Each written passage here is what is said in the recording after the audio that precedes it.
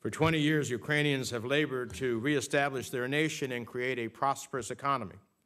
In 2013, it seemed that the conclusion of association agreements with the European Union would have had a profoundly positive effect on their national development.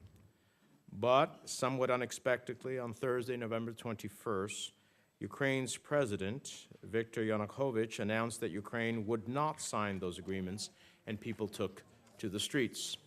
That decision was preceded by coercive actions by the Russian government. Ukrainian exports to Russia were halted by Russian authorities. Its energy lifeline from Russia was publicly threatened by Russian ministers. Even EU member states were subjected to intimidation by Moscow for being sponsors of Ukraine's affiliation with the European Union.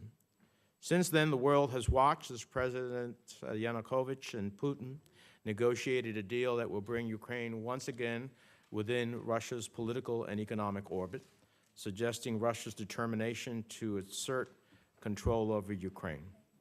We're here today to get a better understanding of events leading up to President Yanukovych's decision to break with the EU, its implication for the future of Ukraine, for the region, and, in my perspective, for the world.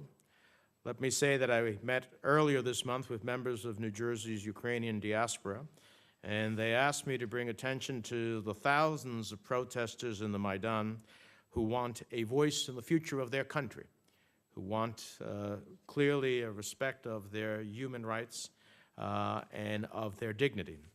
And I'd like to assure them today that this committee isn't deaf to those brave people whose capacity for hope and appetite for freedom has compelled them to take to the streets. The world is indeed watching. And those who have been in the Maidan and who leave it, how they are treated will equally be watched by this committee and the world.